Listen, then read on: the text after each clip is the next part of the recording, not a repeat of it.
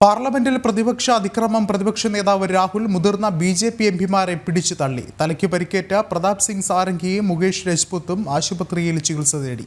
സംഭവത്തിൽ വൻ പ്രതിഷേധമാണ് ബി.ജെ.പി. ഉയർത്തുന്നത്.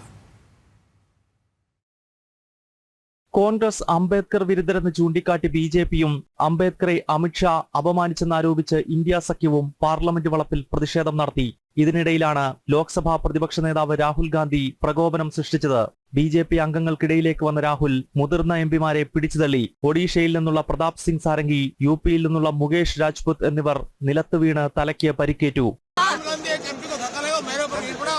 आपको किसने धक्का मारा? राहुल गांधी ने मारा सर। आपने राहुल गांधी ने धक्का मारा आपको? कौन सी जगह पे सर? सर किस जगह पे?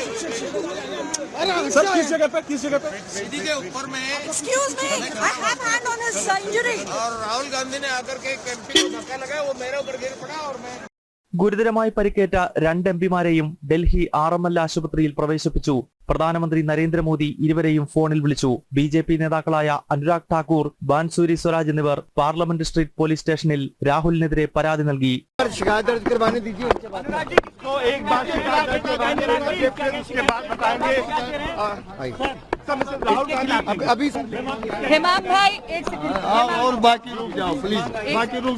കേന്ദ്ര ആഭ്യന്തരമന്ത്രി അമിത്ഷാ പ്രധാനമന്ത്രിയെ കണ്ട് സാഹചര്യങ്ങൾ ധരിപ്പിച്ചു.